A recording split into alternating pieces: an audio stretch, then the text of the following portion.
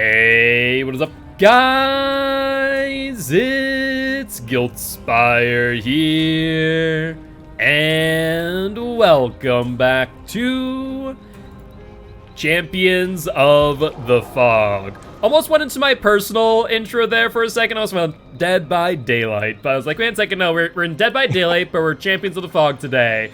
But today, I'm joined by the OG Vader. How you doing today? I'm doing all right. How about you, Guilt? Pretty good. Cannot complain. Running off of a pretty good commentator's high from that last match. Was a really close match between Fortnite's Locker and Deadhead. So if you haven't watched that already, it's going to be up on the YouTube channel not too long from now. So definitely make sure to stop on by and say hi for that. But with that being said, today we have Travesty versus We Can't Loop. You excited? I'm excited. I'm excited to see definitely what killers are we bringing and just like how well these survivors play coordinated. Just, standard stuff for me. That's what I want to see. I want to see coordination. I want to see nice mind games. That's what I look for every time. No, absolutely. So, I know that you mentioned that you did watch a bit of the Deadheads versus Fortnite's Locker match earlier today. What are your thoughts on kind of what we saw? We saw Ruin getting cleansed really late in last match in comparison to the Saturday League where you saw Ruin going off like every 30 seconds. Every totem was just again and again and again and again. Do we think we'll see something different here? Do we think it's just a different mentality in teams or what? I think it's a different mentality in teams for sure. Some teams like pressuring out the Ruin, and you never know the perk makeup, right? Like sometimes they may have Soul Guard and they may go, I wanna pressure that out. Like 2 weekends ago, I forget which team it was. I want to say it was UA actually. They had Unbreakable and Soul Guard. They didn't cleanse Ruin, and they actually got use out of both perks because they didn't cleanse Ruin. So you don't necessarily know what a team's running. I think that could go into it. For me though, I like seeing Ruin go early. That's my preference. Yeah, I mean, I guess the question is, I know in like pubs for me, it is kind of killer specific, right? I personally go, okay, what killer is it? Oh, it's a Blight, it's a Freddy. Okay, we need to find Ruin like ASAP because I don't want to mess with Tinker, Ruin, Blight, or Freddy, right? But does it get further into that, in your opinion, when it comes to comp? Do you think it's killer specific, or do you think that, it's just team mindset of, okay, we have Soul Guards, we're going to leave Ruin up for a little bit, but do you think that is high risk, low reward, or like, what are your thoughts there? I definitely think it's definitely high risk, but I mean, it's not necessarily low reward. I would say that the risk is equal to the reward. I mean, if you get the play out of it, you feel amazing, right? Like that's pretty high reward. But yeah, I don't know if the juice is worth the squeeze necessarily. I'd rather play safe. That's just my play style. Like I'm the type of survivor that like when you're coming at my gen and I can see you, but you're still a really good distance away, rather than try to commit to that gen, I'll let you dry kick it and I'm out, dude. I'm out. I don't want you chasing me. Like, stay over there. Like, I'm talking like COVID social distancing times 20, all right? Like, stay over there. Yeah, no, I definitely feel you on that. And also the biggest thing that a lot of people do miss out on is the amount of info that Ruin can give killers as well, right? It's just the sheer fact that, if you're behind a tile, you can't really see the gen specifically, but you see that spark go up the light pole, and you're like, oh, there's a survivor over there. I'm going to go there now. I'm going to pressure that gen. That's a lot of good information that I feel like some killers do miss out on. And, I think, a lot of people just look at Ruin as a gen slowdown or gen regression perk and not necessarily an info perk as well. Yeah, it definitely is an info perk. I mean, you can also tell when somebody left a gen by if you're getting close and you just start to see the sparks, somebody just left that gen. Like that's good info in and of itself. Like I definitely say cleansing Ruin early, almost necessary versus any killer that has high mobility. But even versus like range killers like Slinger or Huntress, I still want to see Ruin cleansed early.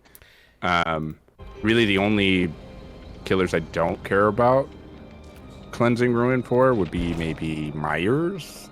Yeah, I mean, that is a good call out there. There are certain killers that are just kind of too slow, where Ruin doesn't really give them as much pressure. You know, that 110, Huntress, Deathslinger, Hag, and then Myers as well definitely could be within that conversation for sure.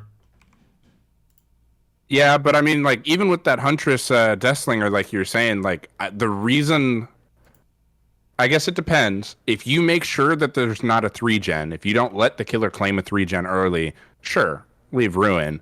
But you really have to be deliberate in what gens you're completing in that case, which a lot of survivors are. So, and I mean, a lot of the teams that we see within Champions of the Fog are all very coordinated. They're very well practiced. So we do see the 3-gen not happen very often. And when we do see a 3-gen, a lot of times it is deliberate. Like, teams are challenging the killer to capitalize off the 3-gen.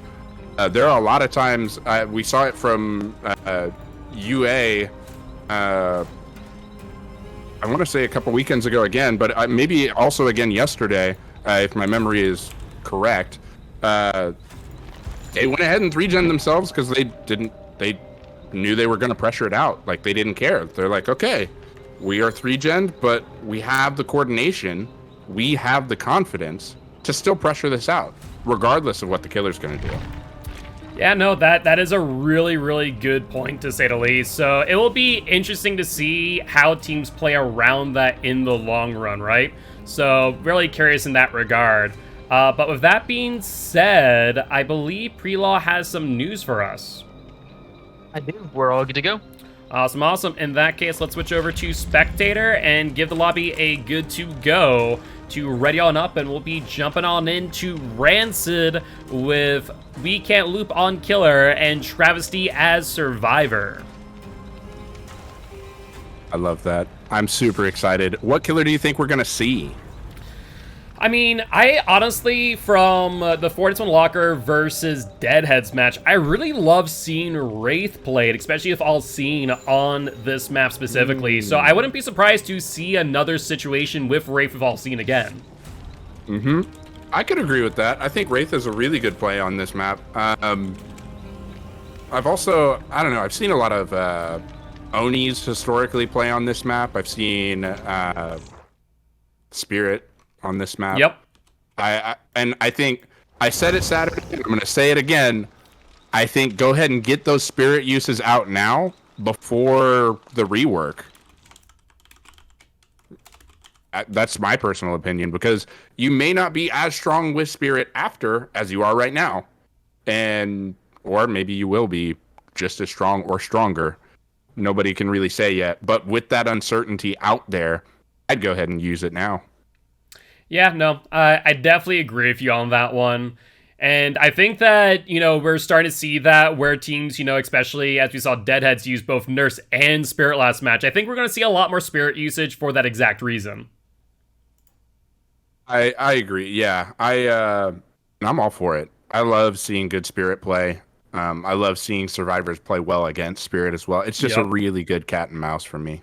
Yeah, especially on maps like Rancid, where you do have that Corn as an additional environmental effect to kind of pay attention to as the Spirit, where you can kind of track down survivors a little bit more easily because of that, versus most killers where you kind of get a bit Corn blind and aren't able to track them as easily. Yeah, and that's also why I personally am expecting to see Spirit here from both teams. Like, really, that's what I would like to see for sure. I want to see them both bring Spirit and try to go to town on each other. Like, just let me see 2 Spirit 4Ks. Let me see how strong of a Spirit are you. Spirit challenge right now. Gauntlet. Well, we'll have to wait and see, but we are going to do a quick build check. Everything looking good to go at first glance, and we're going to be jumping right on in, and we see an Oni. Ah. See, I was saying Oni's pretty good on this map. I like seeing Oni on this map. Well, so let me get your take real quick on Oni as a killer as a whole. You know, obviously in comp, one of the biggest things that we see time and time again is that survivors pre-drop pallets. They do not hesitate. They don't want to give Oni that initial hit. Do you think Oni is a worthwhile pick to start off on here? I do think so, especially on Rancid. There aren't an abundant amount of pallets, and so as Oni, you are totally okay having him pre-drop pallets, and you're gonna eat that pallet and go, yeah, I'm betting. It is fine for you to go ahead and pre-drop this. As we see here, we're already just breaking those pallets and then abandoning chase, going somewhere else. Make sure all those pallets are wasted and get yourself a good zone to bet on in the end game. Yeah, no, I think that's definitely a good call out. I think this is a good play by the Oni to drop chase there. Understanding that, hey, during this time, you know, 2 people could be on gen, as we saw. It takes only 47 seconds without Prove Thyself, 40 seconds roughly with Prove Thyself. So I think that's a huge call out there, especially as your Corrupt Intervention is coming to an end here in just a few moments. Yeah, indeed.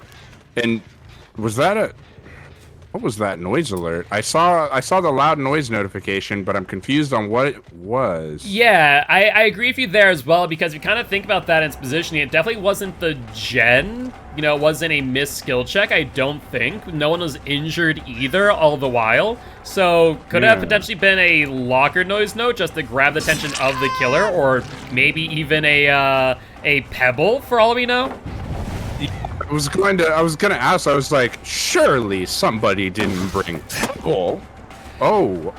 They may have, but a little bit of a grab cancel there. Grab cancels, for the most part, are not bad because you end up getting the hit. Unfortunately, in this situation, as we saw there, it can result in a situation where a survivor vaults, and if you just get it at the wrong time on that pallet, you end up just whacking the pallet, and that's where it gets a ton of distance. This Oni is really struggling now, as we do see 3 gens completed with 0 hooks right now, and that's not a place you want Oni to be in. I agree, and we saw them pop power and try to pressure those other gens, trying to sprint to them just a little bit too late on that, unfortunately. And these survivors are running around on this Oni a little bit. Yeah, no, Oni's definitely... Nia get reset as well, so everybody's healthy again. If he doesn't down somebody with power, this is not looking great for Oni. Yeah, that's probably one of the biggest things about Oni, right, is if you aren't able to get the down with your power, it is such a punishing thing because it requires you to hit another 2 survivors. You know, the best case scenario is to get it down halfway through, pick them up, and now only be 1 hit away. But as we see that full fatigue from the Oni, I mean, this is a really bad position for Iverson to be in right now, especially with 2 gens left. You know, there could be 3 survivors on 3 separate gens, and we're probably going to see 2 gens pop back to back here as we are in the middle of this chase.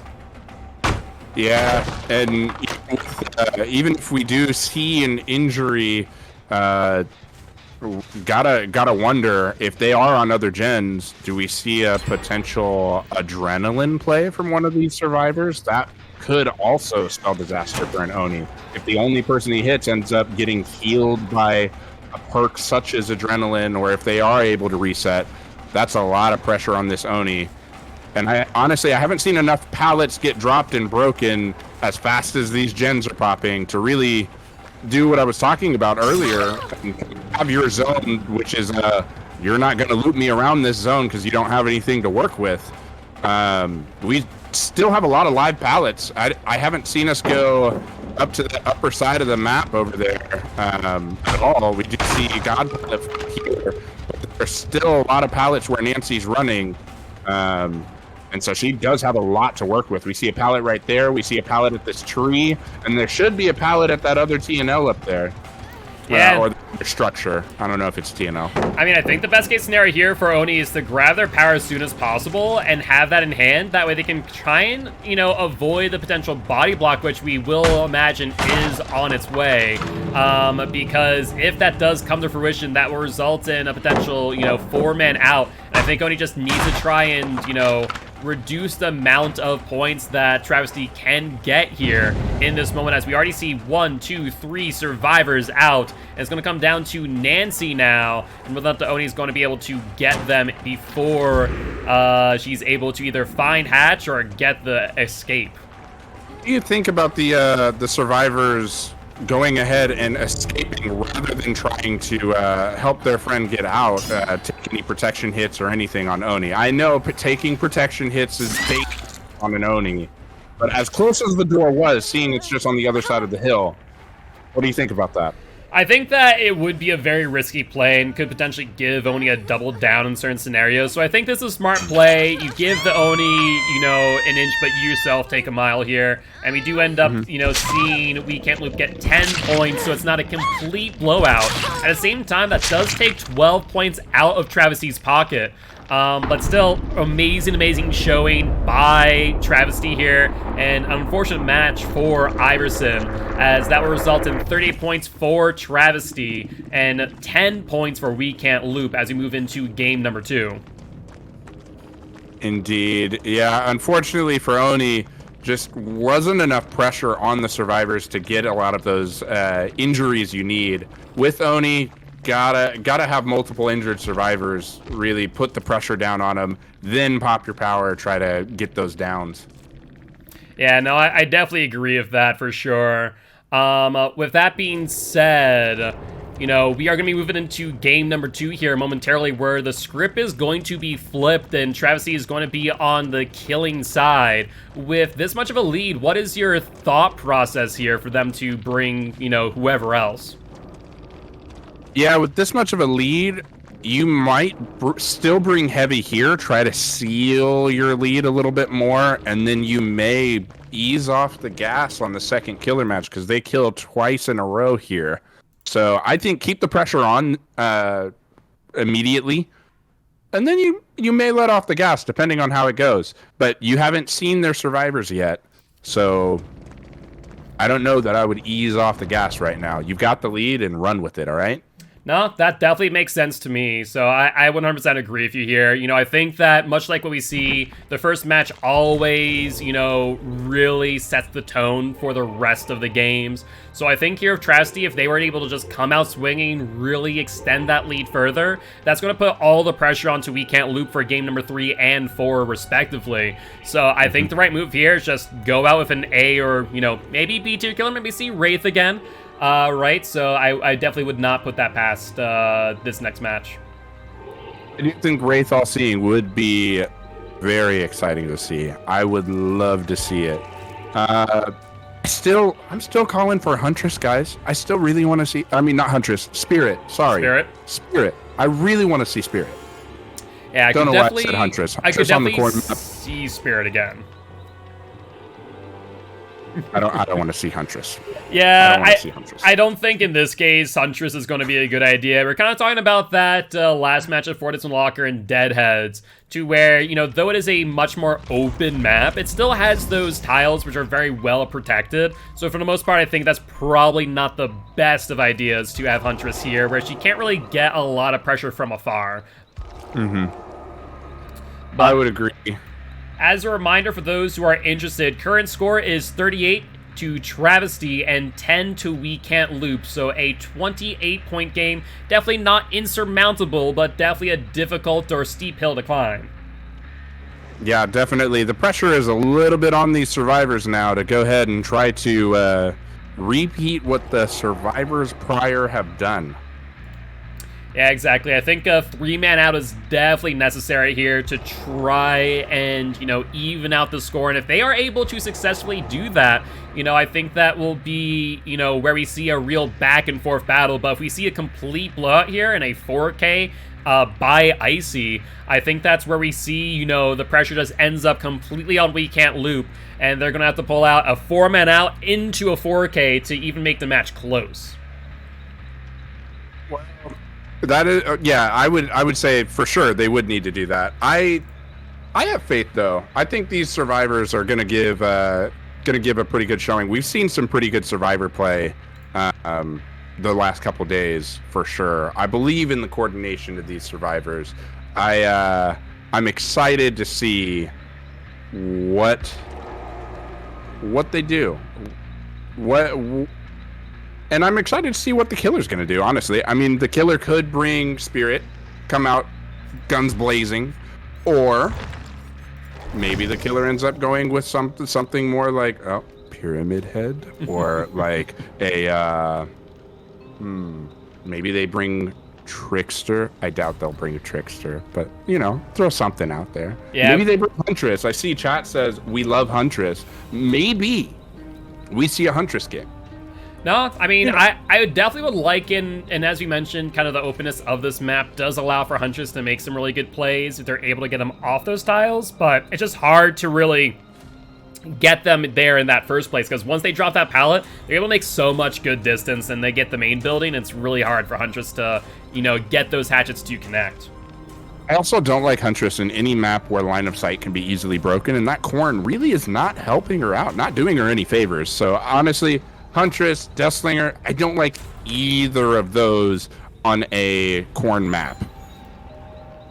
Yeah, that is a fair thing to say. Personally, I don't mind it because it does mean that the survivors have to, I don't know, either pay more attention or kind of predict where you're going to throw, where you can kind of still see the top of the Corn moving and go, okay, I'm going to snipe you from here, and it gives them a little less time to react, whereas when you're kind of out in the open on, let's say, a McMillan map, where it's wide open, they can see that you're winding up, they have time to kind of move back and forth, and you have to kind of predict when they're going to fall within your crosshairs. So it's going to be one of those situations where, like, maybe the Corn blindness actually works in the Huntress's favor. Yeah, you have to be a really confident Huntress player to do that. Which, hey, I don't know. Maybe Travesty has, like, the most confident, level-headed Huntress main out there.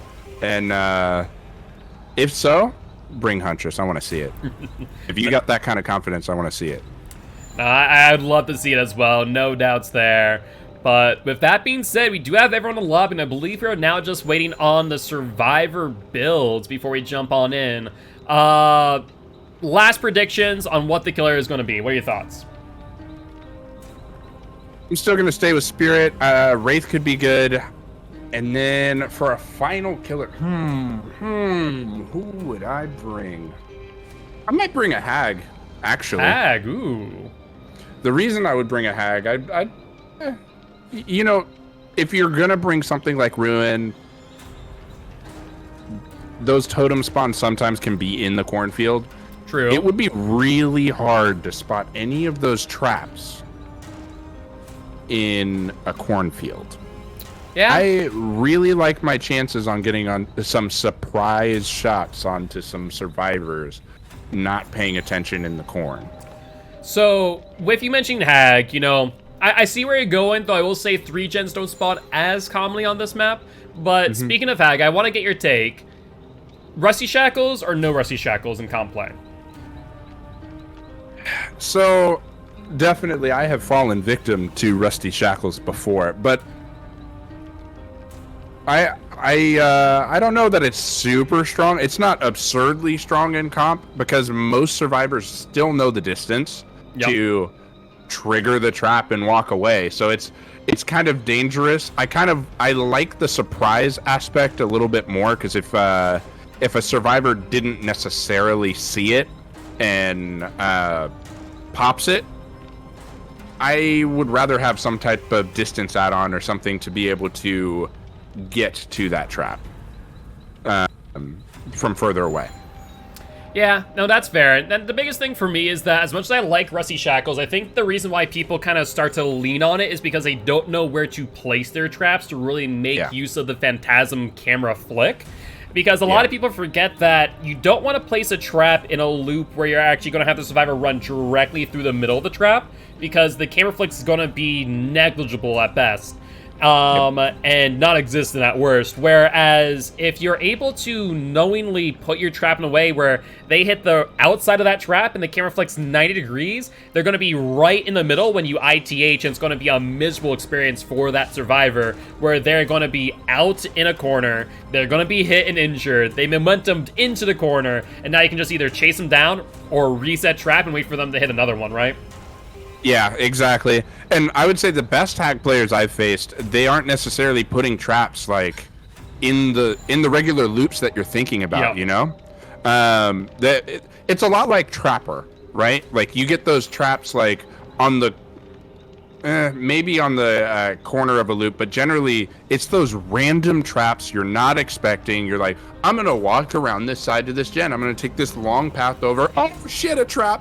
Like Yep. that is what you're looking for. That like when you're playing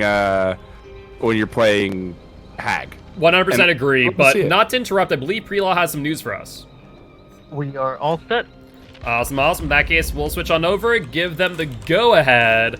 And no, I agree with you on that. It's one of those things that trap placement is very situational based on how survivors play. And you normally, with whether it be Hag or Trapper, not wanting to trap in the tile, but kind of when they're looping around the tile instead, right?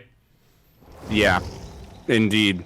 And it's more like if you're controlling the loop in a certain direction, I like to see traps near other loops. So if they abandon the loop you're at, you can sometimes just get that notification, surveillance, if you will, on, oh, they've abandoned this loop. I shouldn't try to mind game anymore here. Yeah. I do see that from some hags as well. And that is helpful because sometimes you can be trying to mind game a survivor not knowing that they've abandoned the loop completely. And then you're like, oh, you have a bunch of distance on me now. Yeah, especially as a 110 Screwed up. killer. Trapper can make up that distance, but Hag is kind of like sitting there like, oh, all right, well, I'm just going to reset my traps and I'm going to go leave this chase now.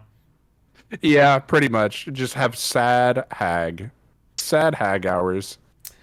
That does sound about right, but we are loaded in now into Game 2, this time with Travesty as killer, and We Can't Loop on Survivor's side.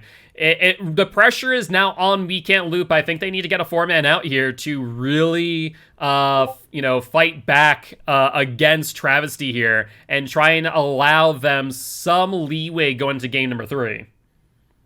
I think a 4-out is definitely always the goal, right? Yes. But I think a 3-out would be fine, and even if you give up a few hook states as well and still get that 3-out, I think you're okay.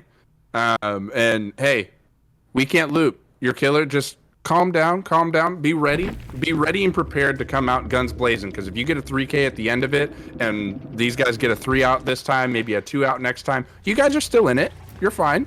No, I 110% agree, but we see a Blight coming out from Travesty here. Were you expecting a Blight at all? I was not, honestly, because again, with the whole line of sight thing, yeah, you can totally rush. Oh wow, we found somebody early. You can rush, but I like to have line of sight even when rushing. And I don't think there's a lot of collisions in the cornfield either. I'm not as much of a fan of the Blight play, but I'm excited to see how they play it out. Yeah, no, Be convinced. I definitely agree with you there. I think the main thing of Blight on this map, you kind of have to play the outside a little bit more than you would normally on a lot of maps where, you kind of want to go through the middle and cut the distance as much as possible. But in this situation, you're kind of forced to play that outside due to the amount of collision or lack thereof in that middle area. Outside of some of the rare ones like things like hooks, which you can bounce off, but sometimes can be difficult to see nonetheless. Oh, we see 2 very early downs right near basement. This is dangerous for the survivors. We see a 3rd survivor coming in too. I would clear out, let the hooks happen, and just focus on getting these gens done, because as we have 2 survivors down, Wakanda running around like that means that it's only a gens. And with the gen popping, we also know Dwight's not on the gen either. Yeah, no, you are correct in saying that. And so, I mean, this type of situation where Blight could theoretically wait out 2 hook states, but almost getting a cheeky pallet stun right there. Ooh, very close. That would be an amazing play, but see getting picked up. So even if you don't get stunned, because we already have a pallet slide, you're forced to break the pallet, and we see him vault the window. That was really cute play, Wakanda. Yeah, no, I definitely agree with you on that regard. You know, definitely really good plays all around, but to have Chicken Pickle go down again in that moment can really be detrimental to the team overall. And now Blight's able to kind of sit here between the hook and the slug and kind of just take their time, ensure that Iverson goes to second stage, as only it's going to take 30 seconds, give or take. Yeah, and we're kind of running around trying to get Blight to commit, but I don't think Blight's gonna leave, especially not with the slug there. I would say go ahead and try to pressure a gen, punish him for camping this hook out as much as you can. I mean, really, you'd prefer to have everybody up. Oh, Chicken and Pickles up. All right, go ahead and I don't think you get this 4 seconds in order to. Yeah, no, definitely with that Ruin out now, you know, you don't get that second stage as you would have probably have liked, or if they did, maybe in the last moment. And looks like Icy's going to be going for Claudette again here around this really tight loop. It's kind of difficult for Blights to play around this area. So it's going to be interesting to see if they commit to that. But with 2 gens done now, Ruin out, it could be an interesting position for Icy to be in, where they might give these survivors enough time to kind of play around, you know, this area, right? I think that Icy's doing the smart play, though, as killer. I mean, they already know Claudette already went to second. That's death. It is easy to take somebody out and point starve the survivors, if you will. As we were just saying, we need the survivor, or We Can't Loop needs the survivors to get a 3 out at comfortable, right? A 2 out would not feel super comfortable. We're already looking down the barrel of having 1 death. And we see that Claudette's kind of left on the ground. I would probably just put her on hook, take the death, especially if we're all at 3 gens. You know there are 3 people, and then try to pressure from there. And I think that's what we're going to see right here.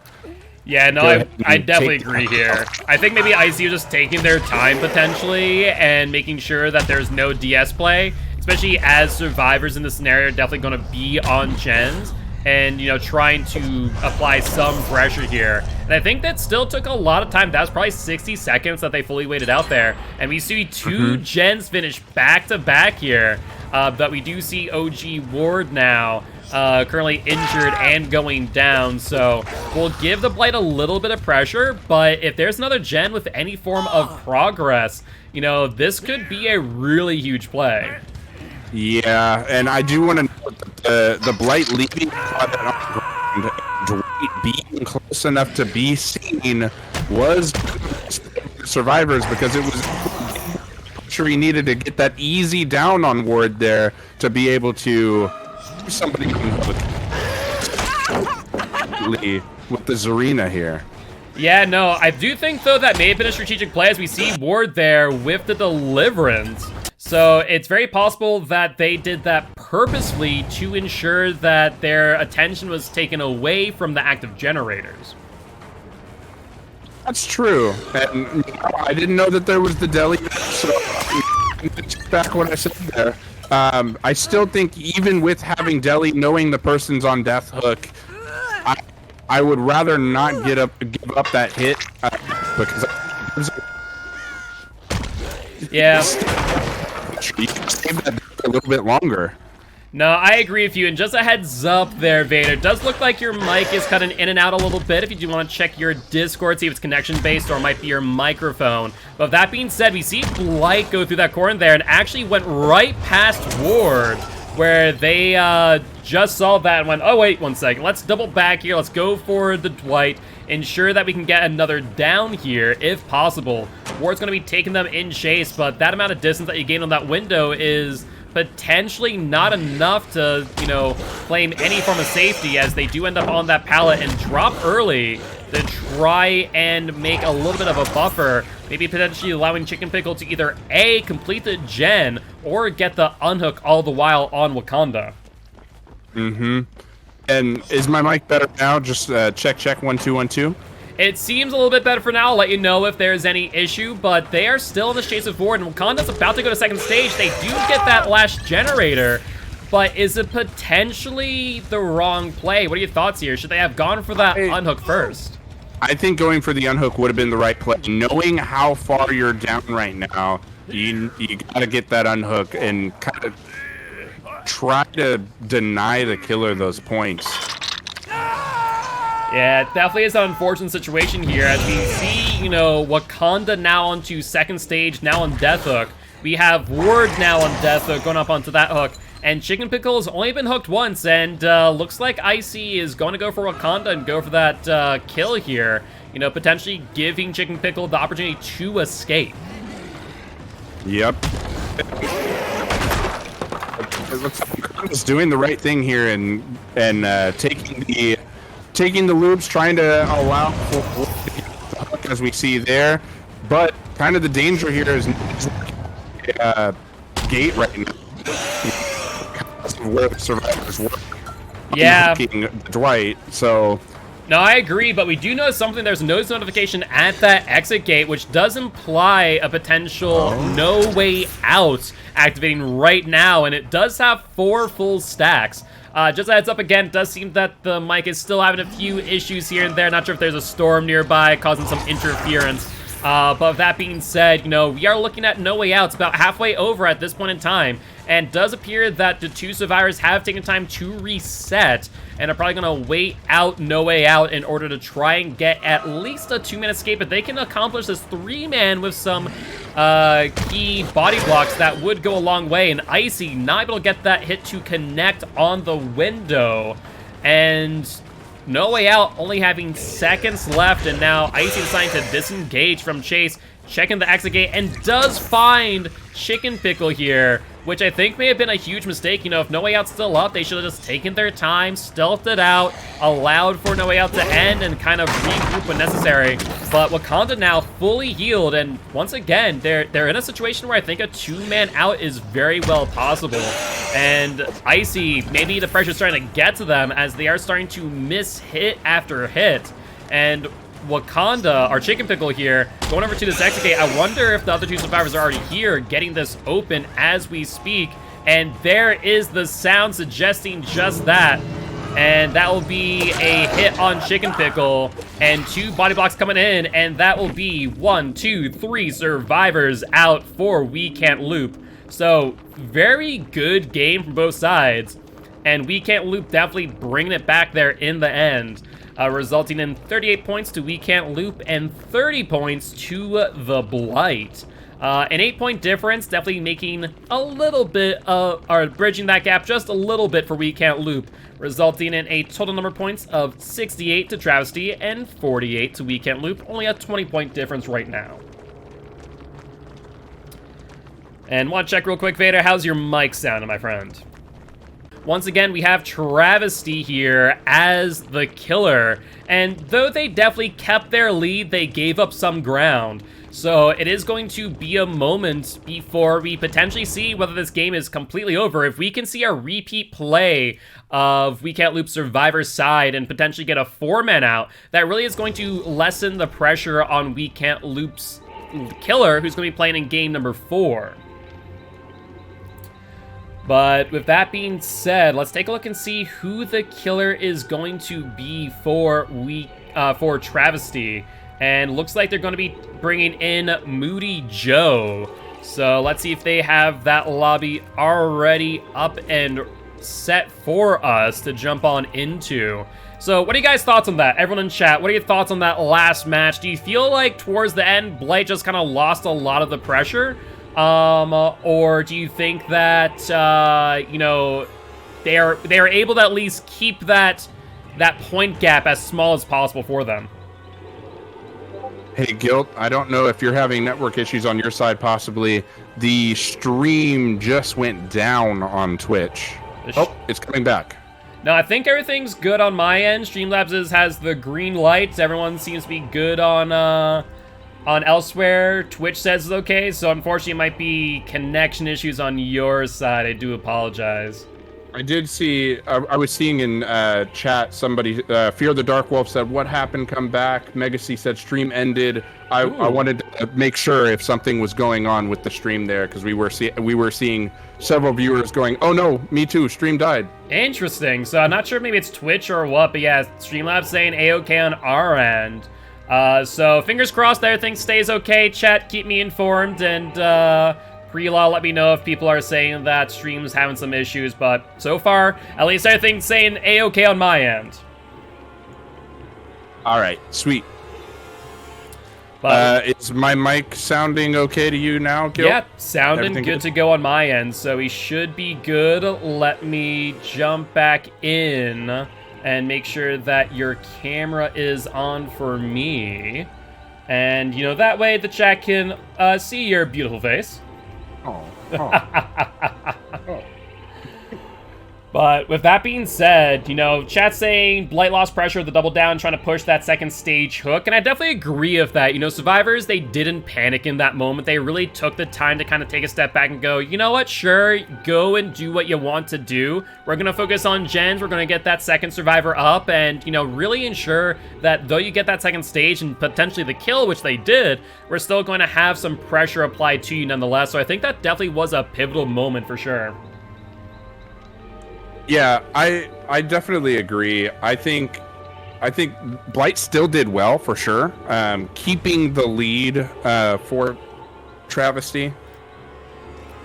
However, like you said, like lost a little bit of pressure there, and the last bit of that, I lost a little bit of sight on the match, so not gonna lie, can't speak to everything that happened right there at the end. It was I got the cliffhanger treatment, you know. I was like, oh gosh, this is getting all exciting, and then stream was kind of getting fuzzy for myself. So no worries. To kind of give you a quick recap, basically, Weekend Loop was able to keep the Blight busy once the last gen was done, and No Way Out was activated for a hot minute.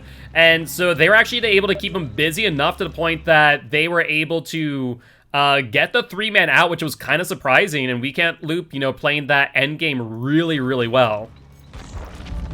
It's good. That's good. Okay, so we did see the 3 out. So that's what I was missing. I saw the No Way Out plays, and honestly, really smart by the Blight to bring, and kind of explains why they were trying to spread the hook love a little bit, not being too. Well, not really trying to tunnel out for the death, trying to make sure they got everybody on hook. Super smart. That also goes to that makes me want to reflect on the Dwight taking that hit on that death hook, because if you don't give that up, you didn't get an extra 12 seconds on No Way Out. Yeah, that is true. That is true. I mean, that is a really good call. At the same time, I feel like that Deliverance play may have given them the time they needed to reset, get on gens. So I think it was used strategically. Whether or not they got value out of that Deliverance is yet to be seen. But nonetheless, they were able to get that 3-man out. And, you know, though they weren't able to really bridge the gap from game 1, they were able to lessen the lead by 8 points. As we go into game number 3 with Moody Joe as the killer for Travesty, and Weekend Loop once again surviving, this time on Father Campbell's Chapel. Ooh, love the chapel. Honestly, one of my favorite maps. Gotta say. I like it. Do you like it as a killer or as a survivor is the question. You know, I prefer it as survivor, actually, not as killer. When I get it as killer, because I like playing more of the Death Slinger, I like playing more ranged killers. Okay. I guess I don't super mind it, but I don't like having to go upstairs. That's fair, that's fair. So I guess the question then becomes, you know, if you were to play killer on this map, what if you're in Movie Joe's shoes are you going to bring? Definitely not Blight, but you already brought Blight, so you can't use that. So taking that out of the question, I would bring... I don't know that I would actually bring a Spirit on Father's Chapel. I would bring... That's taking a little bit of thought for me. While I'm thinking about it, go ahead and give me your thoughts on who you would bring. So, funny enough, as much as you don't like the range killers on this map, I've seen actually one of my team members, Jess, actually really use Deathslinger rather well by playing that middle and kind of shooting from afar and just getting injury after injury. So I think that, could be a potential option here. Funny enough, Blight we actually saw in the 4-1 locker match to kind of clean up at the end against Deadheads and played very, very well and actually won the game for 4-1 lockers. So, if they hadn't used Blight, I would have said maybe we see another Blight here. Otherwise, that main building is so tough for a lot of killers to play around, especially based on the RNG, and that's one thing that as a killer on Father Campbell's Chapel, I'd be a little bit concerned. I know I've seen Doctor on it in the past, and as much as Doctor is not a amazingly strong killer, I have seen Doctor used well on the map. Yeah. Really, you can make good use of that main building being in the middle, giving yourself a little bit of surveillance on what gens the survivors are on. There is also a really good potential for 3 gens on this map. So I could see a doctor. I could see a nurse. Nurse would be really good on this map just because moving between the floors. And I take it back. I think your Deathslinger is pretty good. That would take a confident Deathslinger to do so, but I could potentially see that. The potential's there. I could definitely see that as well. Especially in this situation, right, where they really do need to, lengthen that gap. It's not as if they are too far in the lead where We Can't Loop can't come back. But the question is, are you really wanting to use 2 S-tier killers here? Blight and let's say a nurse. Because as you said, I agree with you. I don't think Spirit's as good on this map. There's not a lot of environmental cues for you to kind of play off of. It really is just scratch marks. So at that point, it's all mind games. Yeah, and I mean, I personally have seen Wakanda do very well against Spirit. I wouldn't, if I were the killer right now, I wouldn't bring Spirit. I wouldn't. These survivors know how to play against Spirit. I wouldn't take the risk unless there were more spots of like grass or, like we said, the corn map, being able to see. Use the corn to your advantage. But seeing a nurse, I saw chat said actually Freddy. I wasn't thinking about Freddy at all, but what are your thoughts on Freddy? I think that could actually be a pretty good play. Yeah. Good map movement, and I could definitely see that based on the size of the map, but I believe Prelosito has some information for us. Oh. All set. Awesome. In that case, I'll give them the go-ahead. But yeah, I definitely say Freddy. So one thing I always think about with like mobility killers like Freddy, I always want to take in consideration the layout of the map. And in Father Campbell's Chapel, it's a bit more rectangular in nature, right? So I think Freddy being able to teleport from Carnival to Shack or vice versa could definitely be really important. And, would give them that ability to pressure gens evenly. The biggest thing is, of course, is keeping Ruin up, and though there are some really good totem spawns on this map, there's some really good god-awful spawns as well, where it just ends up like as a beacon on top of a hill, and you just want to say, okay, well, I rather would have wished to have not taken a Hex Totem at this point. Yeah, where you just kind of regret bringing it as a perk in general and going, I should have just put something else in this spot. I have made mistakes. Yeah, exactly. So it'll be interesting to see what they bring here. Obviously, with the Sunday Division having less matches to worry about, I think that if we do see another S-tier killer, it could make sense because they have less teams to play against. There is only 6 teams in the Sunday Division at this point, so 5 matches total. So, only 10 killers, give or take, that you need to worry about and really keep in mind. For that reason, I say, yeah, I think I want to see a nurse here. I want to see, well, as long as they're confident with nurse. I want to see whatever their killer is super confident with, because you need to secure this win. The win was not secured having had We Can't Loop get 3 out last game. Yep. It is definitely still within reach. So you got to put it away here. Keep pedal on the metal. I know I had talked about if you did really well in the killer match, take the foot off the gas a little bit. No, we got to keep pedal to the metal here. If you want your survivors to have the least amount of stress on their back, go ahead and keep the pressure down. Yeah, no, I 100% agree. I mean, 20 points is not much in the grand scheme of things, but we are jumping right on in, and it is a nurse. Ooh. So you were right on the money. I'm happy with my guess there? Can we keep track of when I get a correct guess? No, just kidding. Just kidding. This is a really good play. Scratch marks already. Ooh, some scratchies. Maybe already finding some survivors. Not. We have found survivors. Here. Yeah, no, that is a really early chase, and if double recharge nurse, she is able to really stay on top of Dwight here quite early, but losing line of sight and trying to identify where exactly they went. And it looks like they're going back into the carnival here, but doubles back into that hit, and so that'll be the first down of the game, and that's about only a minute in, but a firecracker, they do not get it in time. Oh, gotta be a little firecracker, because the firecracker save would have been great if they could have gotten it. Would have been very happy with that. Yeah, no, I agree. And I do have to give some unfortunate news. It looks like it might be my internet, I guess, and stream did reset earlier, but your mic is still coming out here and there, so I do apologize, Vader. I'll have to move into solo cast here, as we do see Ace Chicken Pickle move or get dropped down as the unhook on Ward does take place, and will end up getting the second hook here before Cryptovention ends, and looks like they're going for this hill hook, which is actually going to be really significant for the nurse. You know, most times killers are good enough to work off a hill where they are able to see it from any angle and really pressure the survivors.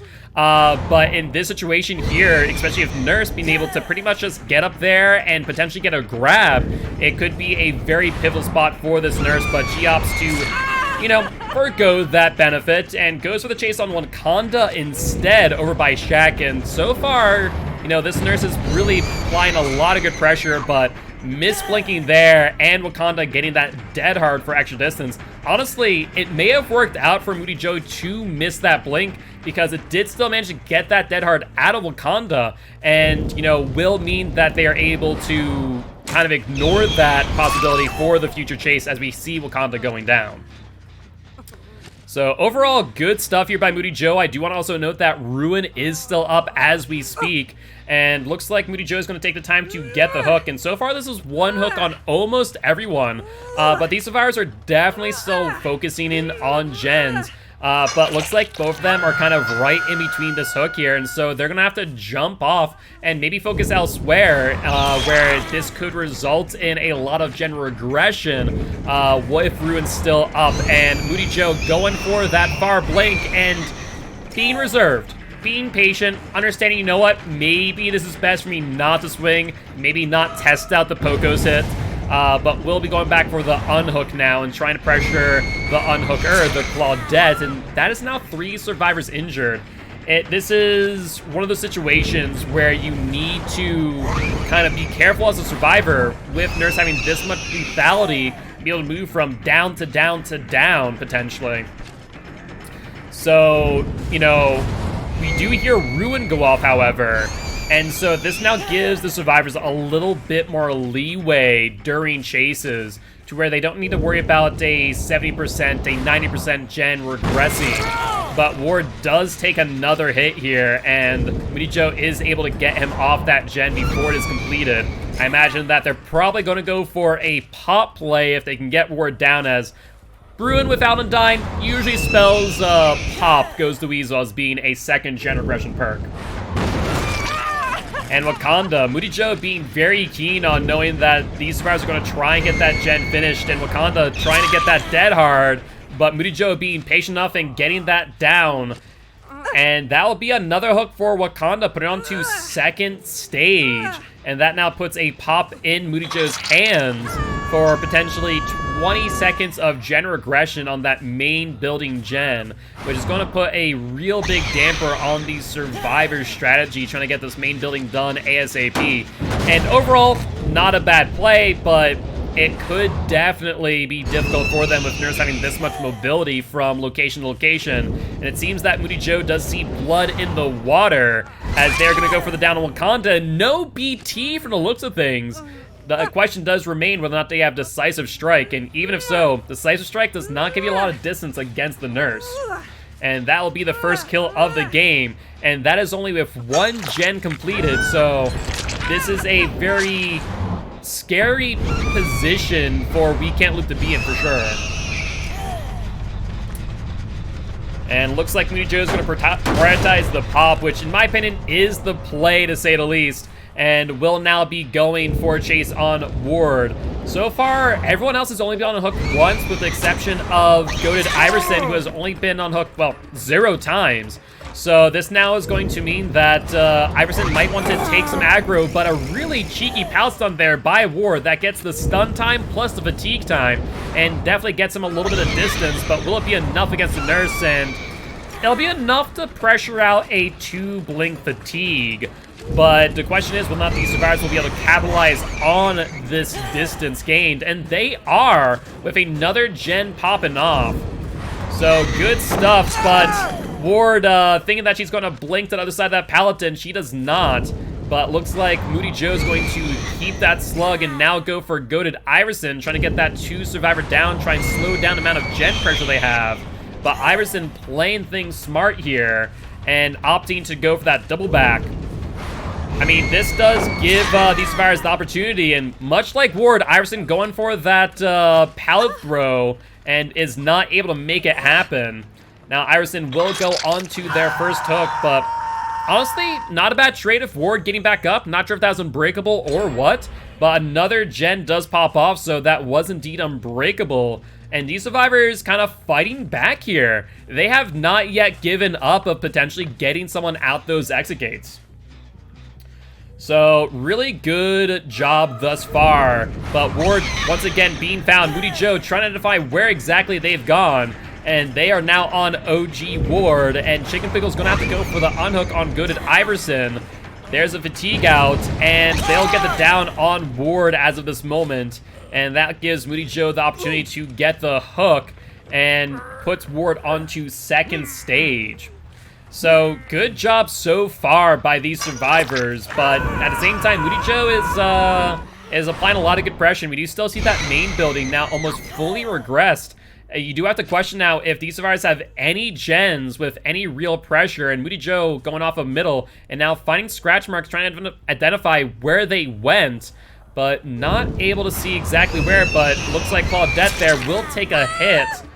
And maybe Goated Iverson is trying to take aggro here, try and get them off of Chicken Pickles. Maybe they have Decisive Strike in hand, who knows. But that will result in another down.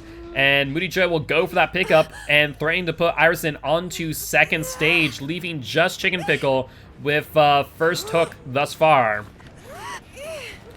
So really good stuff here by Moody Joe, and they have a really high probability of closing this out with a 4K with 4 gens completed. You know, this is not looking good for the survivors, but let's not count them out yet, as Moody Joe got a little bit aggressive here, and it results in Iverson getting off of the Nurse's shoulder, and a little bit of locker tech, and then a double back on top of which. This could be a pivotal moment right now for these survivors to potentially get this last gen, and Moody Joe potentially falling to the pressure as Claudette once again dodges another hit. And I think both survivor and killer alike have now identified where Hatch is too.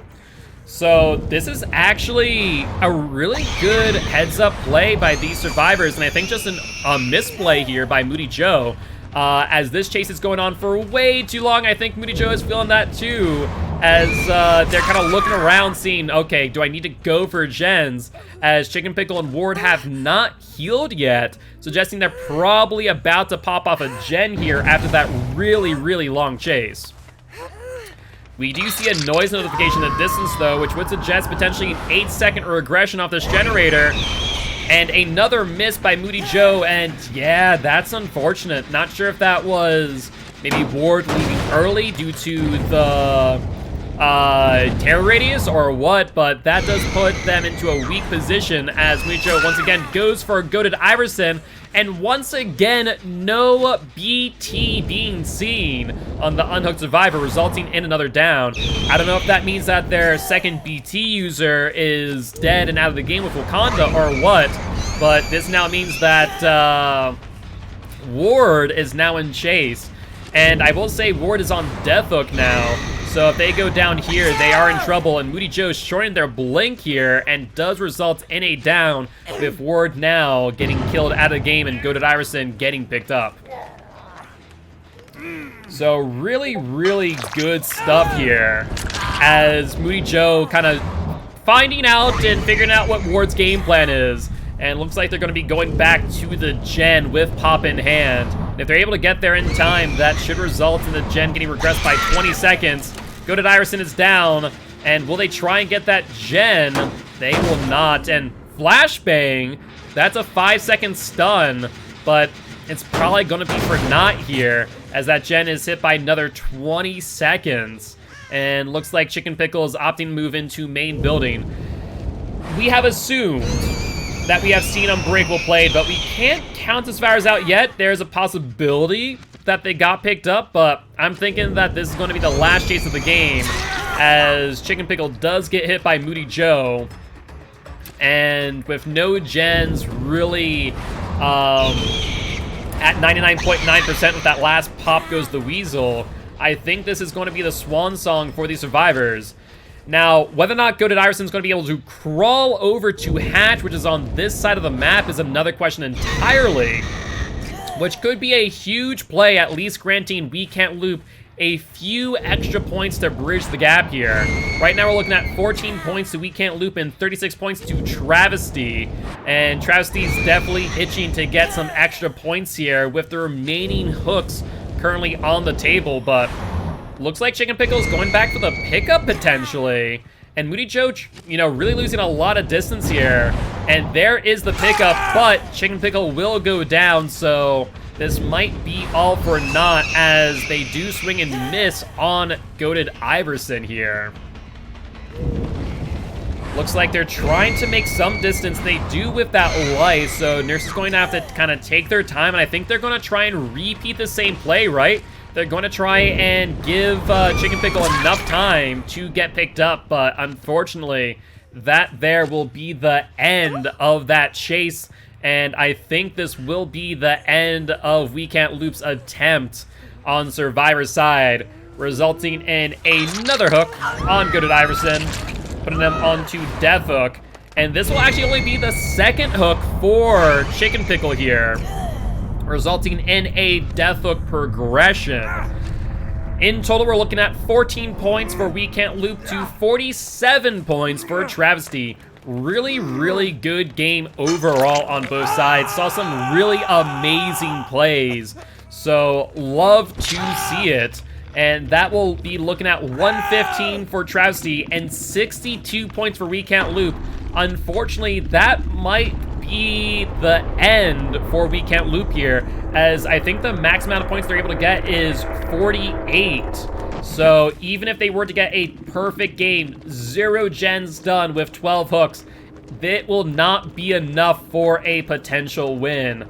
So, I imagine we see a throwaway killer here from Travesty, as there is no possibility of a loss at this point in time.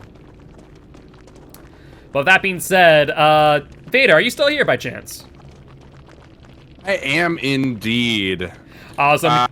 I stayed silent as apparently when the game is started is when my mic is having issues. But Gil, we do have a hype train in the chat. I was staying active with the chat, and we do have a active hype train. We love it. Love to see that. Thanks, chat. I appreciate that. And that's actually the second hype train that we have seen across 2 matches. So thank you, guys. As a reminder, 50% of your bits goes to the prize pool for this league. All of your ad revenue goes to the prize pool, and then certain percentages of your tier 1, tier 2, and tier 3 subs also goes to the prize pool. So you're not only supporting the channel, but you're also supporting the competitors that we're seeing here today. And with that being said, I think it gives you a moment here, and gives me a moment to breathe. What are your thoughts on that match that we saw there from We Can't Loop and Travesty? Man, that was an amazingly strong performance from the Nurse there, and I love seeing it. That was almost a 12-hook game. So really, really nice to see from the Nurse. And really puts it away. It kind of, well, it doesn't necessarily... No, No, it that is puts it the away. end. That was a swan song for We Can't Loop. There's no possibility of them winning this one, unfortunately. That puts it away. So that takes full pressure off the survivors. You achieved your goal. This is why you bring another S tier killer. You achieved your goal. I don't think it's a waste to do it at that point. You've done what you needed to do. I noticed in the chat other people were saying this could spell disaster later on. We might see teams such as Forge White's One Locker take advantage of this. Well, I don't know. I would say I still agree with the call to go ahead and play it. With there being less games in the Sunday division, any loss could set you back into not being able to get into playoffs or things like that. So really, it is every game counts, and so you gotta bring it. You gotta bring it. Yeah, no, absolutely. And so, I think in this case, we are going to see We Can't Loop on Killer, and I believe we're going to see Mr. What's It To Ya on Killer. The question for you in this case is, do you bring out maybe a lesser used Killer and kind of treat it like a scrim? Or do you bring out just, the good old Trapper Boy and go for that one M1 115 Machete Man? What do you think? I would say if you feel like being a memer, you bring the 115 Trapper Boy. But I don't know. I called for Rue to bring Trickster, and Rue did it for me. What's it to ya? I watch your streams. I'm a supporter. You and I know each other outside of Champions of the Fog. I want to see you bring your best, and I don't quite remember what you main when you play Killer, but I don't know. I feel like I want to see him bring Hag for whatever reason. I want to see Hag. Yeah, so I could definitely love to see a Hag. Once again, lesser used Killer, realistically speaking. So I definitely love to see, Hag, Trickster. I know some people disagree with me as a throwaway killer, maybe a Nemesis or Demo. Would love to see some Demo play. Ooh, Demo would be nice. Demo would actually be pretty good on that map anyway. Like, we could see some good Demo there. I would say knowing the win is out of reach, yeah, bring a less used killer for sure. You know what? Clown. I want to see Clown. I don't see Clown enough. I want to see Clown. Yeah, when Clown got the buff, we saw Clown kind of come out and comp a little bit more when survivors still didn't really know how to play against them, right? Where I could definitely foresee maybe a Clown being used here. I think that Clown is just, I don't know, in some ways misused. We don't see enough of the Invigoration bottles coming out. We see a lot more of just the Intoxication, Slowdown, but the Invigoration bottles are so key in certain situations to be able to traverse the map, almost making Clown almost a pseudo-mobility killer, be able to get from one side of the map to the other by chaining those Invigoration bottles and really applying a lot of good pressure. The only unfortunate part is, unless you have, the Gin bottle, getting those extra two, you run out of those bottles very quickly because of that. Yeah, indeed, and it does make it a little bit. I'm actually going to retract my statement before I make it. I think as Clown, I only use the Intoxication bottles, like pretty much exclusively. It's all Intoxication bottle. Yeah. For me, if you see me playing Clown, I use Invigoration all the time, especially off of the hook. You'll see me go hook into Invigoration and immediately try and get back onto those gens ASAP to just apply that gen pressure, because, that's what we have to do as killers, is gen pressure, gen pressure, gen pressure. So, if we do see Clown, I would love to see more uses of Invigoration bottles and not just go all in on Intoxication. Because I think another thing that a lot of killers do wrong when playing Clown is they hold bottles until they're out of loop, when I think they should really be reloading when they have a loop in front of them, where they're going to kind of slow down a game, go, cool, you're on that side of pallet, I'm on this side of pallet, I'm going to reload and then take my time to then intoxicate, invigorate myself, and get that down, even though this pallet's in between the both of us. Okay.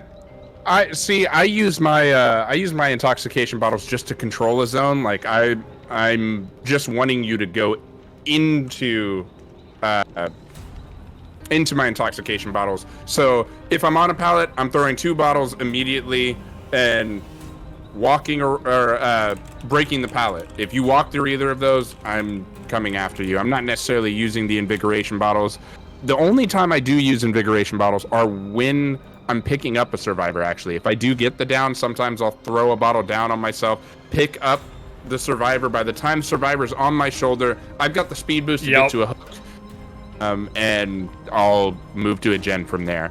But really, I don't rely on the invigoration bottles almost at all. I am straight using it as, hey, you're not escaping here without getting my intoxication.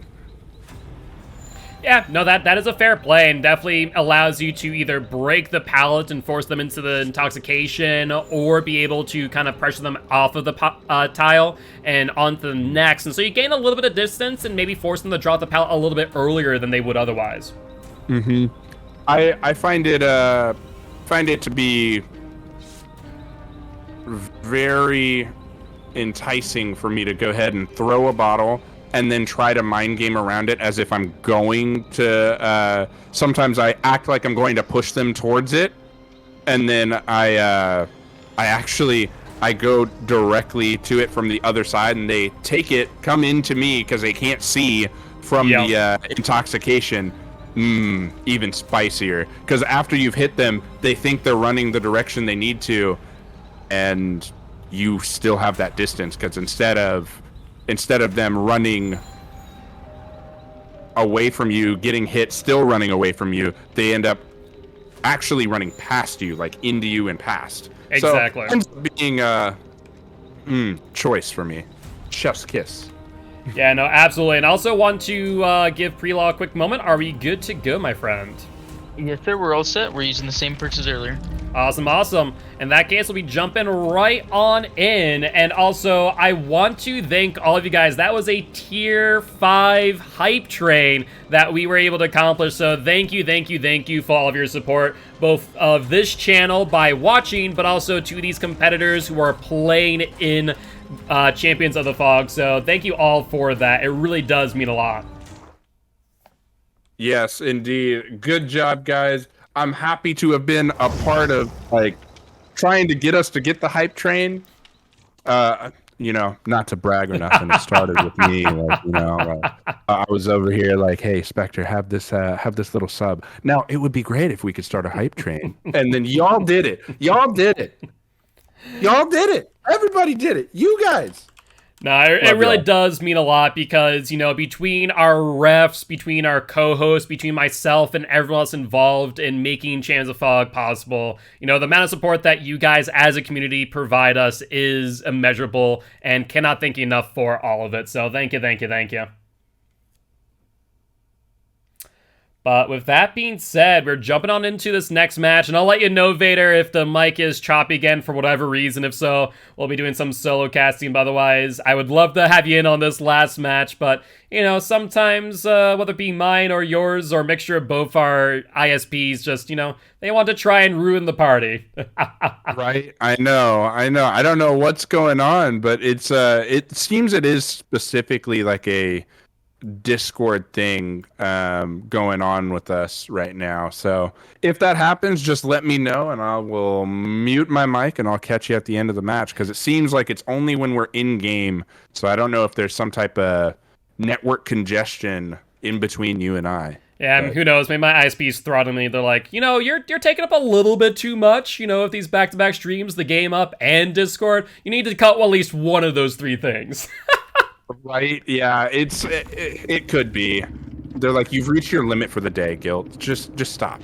Yeah, apparently. But we are jumping right on in, and I think we may have picked the wrong map there, my friend. So we're actually not jumping on over as we ended up on the game, and I don't think our killer wanted to end up on Pallet Hell, I'll be honest there. No, I wouldn't want to be there. I would have been questioning, why am I here? Yeah, no, that is a thing, especially if you're not a shred-based killer. So We'll let them set up once again, and you know, I won't move back to killer. I'll let them ready up when they're ready. But yeah, no, there's a reason why you don't see the game very often on comp, because it is just not a fun place to be for killer. No, it is not. Nope. Unless you're Nurse. True. Yeah, Nurse loves Pallet Town. She says, "Ha, I laugh at your pallets." But anybody else? No.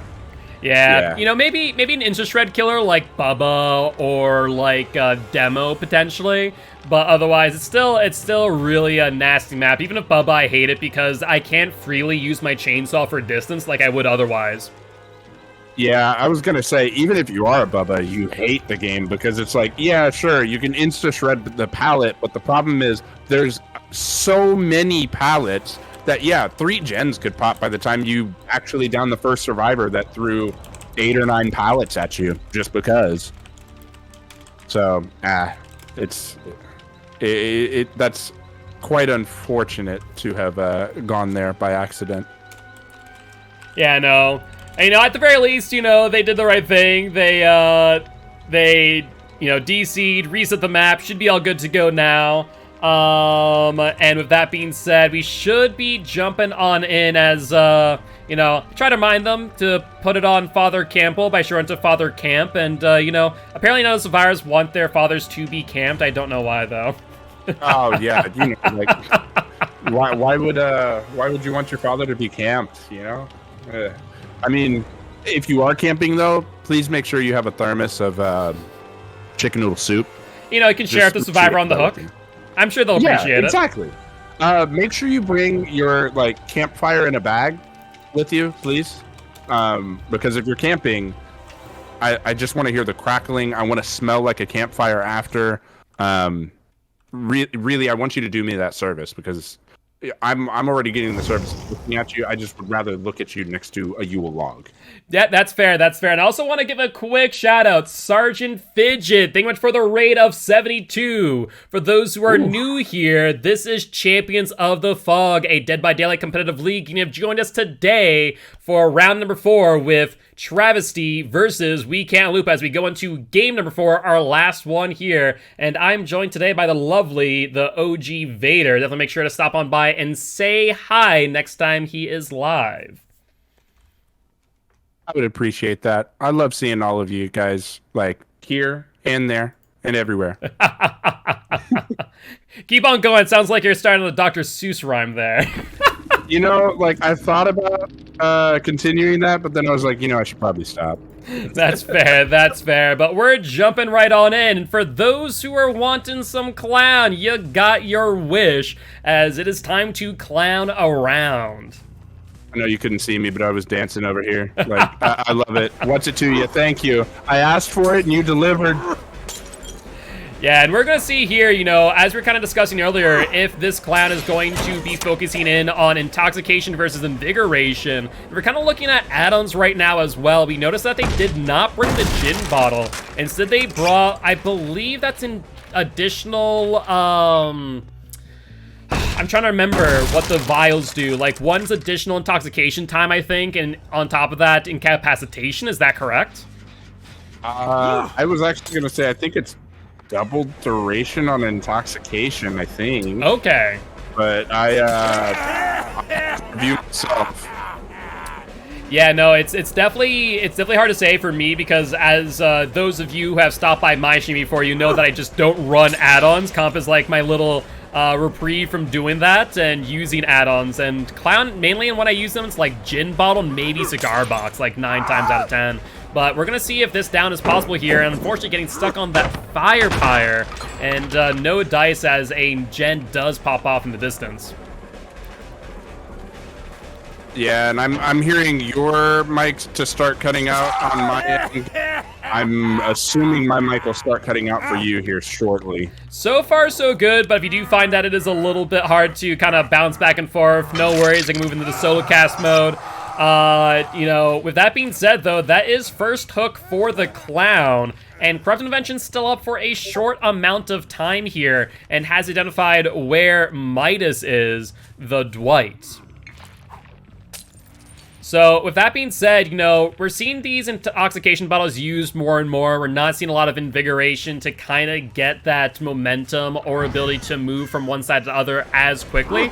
And it looks like they're going to try and spread the hook states here. But unfortunately, their intoxication bottles just not landing on these survivors as of yet, as they have not really been able to gain a lot of distance. But the Steve, Moody Joe, ends up kind of in front of Mr. Watsatuya and will take the hit, but will move over to Shaq. With 0 balls in hand, though, this is a bit of a tricky predicament for Mr. Watsatuya, as they are now able to identify where one of their totems are. But note that there's 2, maybe 3 totems that we've seen the auras of. You know, maybe some Undying, maybe something else a bit spicier coming into play. And a Firecracker from Moody Joe, blinding Mr. Watsatuya, resulting in some gain distance, but not enough to really write home about, right? And do we see a dead hard? We do not, but a whiff from Mr. Watsatuya, resulting in a pallet stun and drop.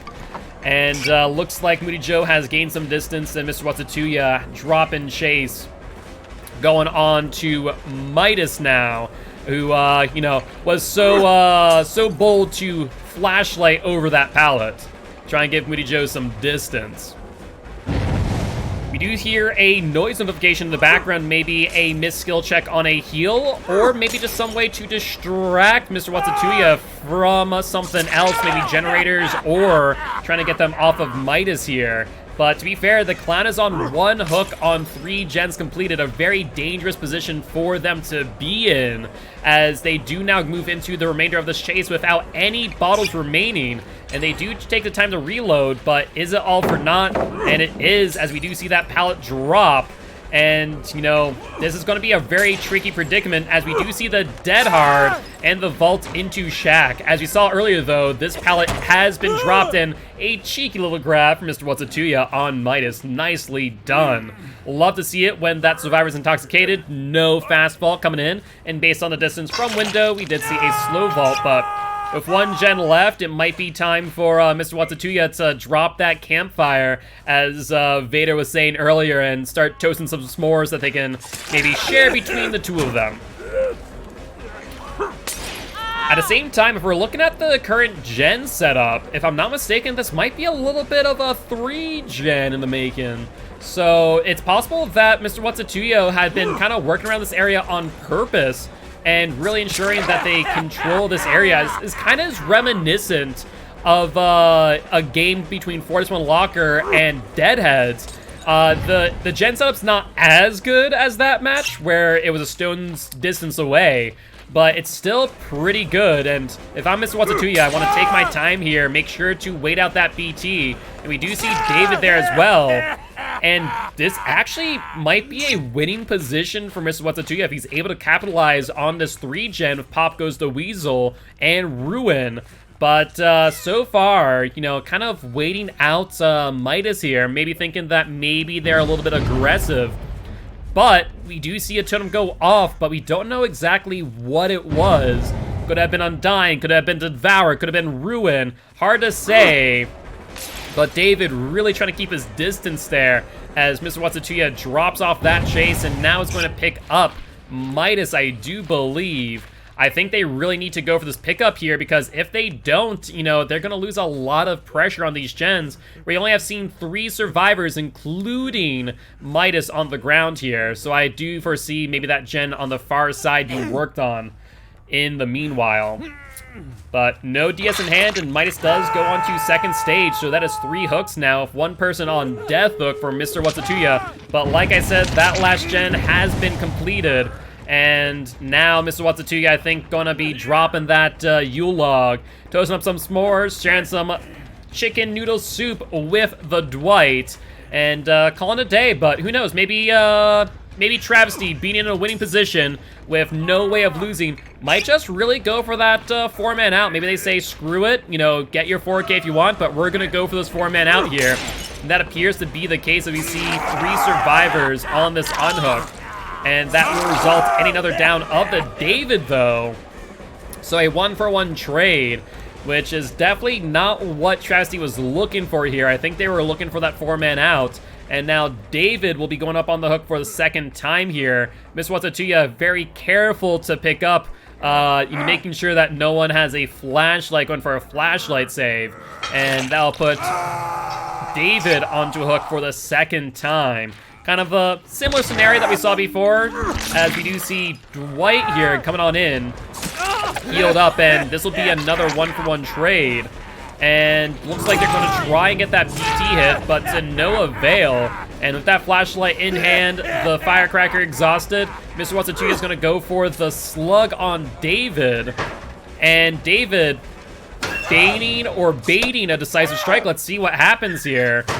And David does have it, giving them that extra distance. Question of the day, though, will Midas be able to get back up? And they do!